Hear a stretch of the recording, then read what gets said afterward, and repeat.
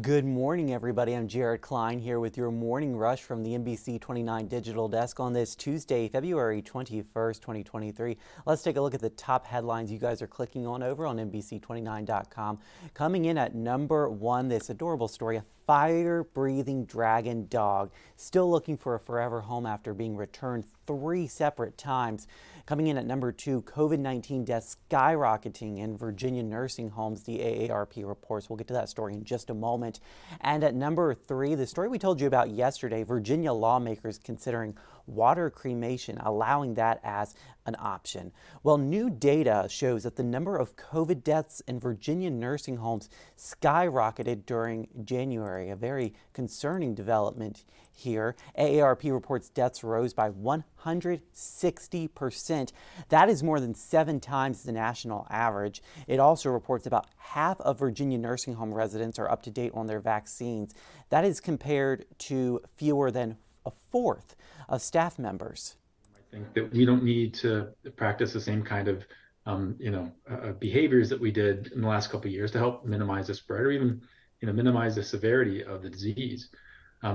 But for our most vulnerable residents, those people in nursing homes, COVID remains a highly dangerous thing. AARP recommends asking nursing homes questions about COVID precautions they have in place and vaccination policies before making a decision on one. Well, Patch Brewery in Gordonsville is honoring first responders with a special beer. A portion of proceeds from the new Irish Red Ale named Company 24 will go to the Gordonsville Volunteer Fire Company. Fire crews helped save Charlie and Xavier's life in 2021 after an accident at the brewery that burned 85% of her body. They were able to come out and assist us and save Charlie's life.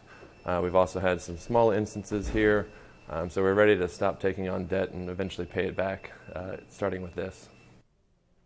So it brewed 7 barrels of Company 24, which is available canned or on tap, and this is while supplies last.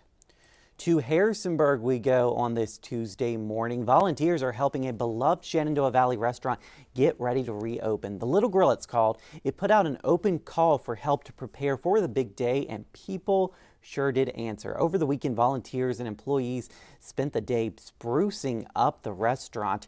Furniture like booths and a new front counter are set to arrive soon. The owners are thrilled to have the support and say they have a busy schedule between now and opening day. We're going to have espresso now, which is new for us, and so we're going to be learning about that and getting our menu straight, cooking for ourselves, learning our new POS system, all that. So we have a lot of moving parts. The Little Grill plans to paint the inside of the restaurant this Saturday and is looking for volunteers. It says it is working on figuring out exactly when it will reopen, that exact date. Well, today is the end of Mardi Gras, and of course that is known for those popular king cakes. Now, bakeries around Charlottesville and across the U.S. are serving up some of these colorful king cakes for Fat Tuesday. So king cakes are traditionally baked during Epiphany in early January. The 3 colors on the cake represent faith, prosperity, and loyalty. And there's also a little something extra inside, as you know.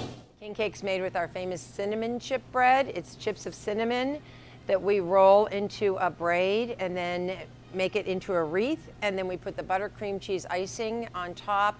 And then we sprinkle the sugars on it and then place the baby. You get to place the baby wherever you want inside. It would be a safety hazard if we baked it inside. And when that little baby is found, it is supposed to bless the person with good luck.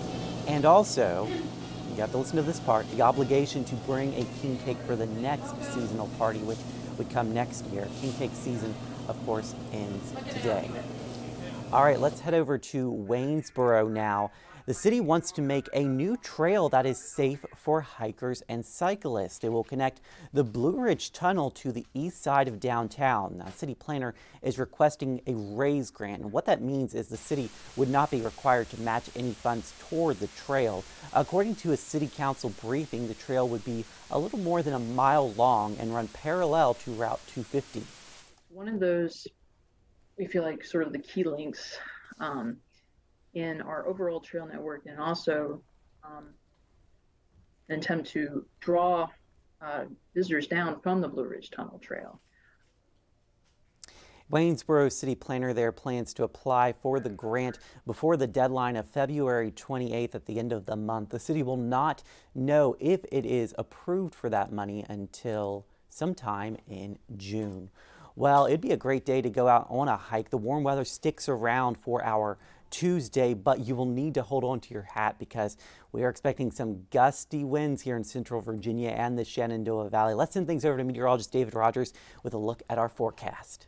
Good morning, everybody. Getting our day off to a pretty pleasant start. We do have a wind advisory that goes into effect later today for the Shenandoah Valley and portions of central Virginia until about 7 o'clock this evening. And we're going to be dealing with some pretty gusty winds, sustained winds today, 15 to 25 miles per hour with some higher gusts. Certainly want to keep that in mind if you drive a high-profile vehicle. Make sure things outdoors are nice and secure. Meanwhile, live look at Doppler radar shows we're dry. We should see a fair amount of sunshine today. We are tracking that cold front to the west. Should come through dry, but it'll stir those winds up, and then it'll move back to the north tomorrow as a warm front. Give us a chance of a shower in the morning, but really going to hold the key for that summer-like day we expect to see on Thursday with temperatures warming up into the 80s. Now, don't get too used to those 80-degree temperatures because as we approach the weekend, things turn much cooler, and that'll take us into much of next week as well. That's a quick look at your forecast for now. Have a great and safe day.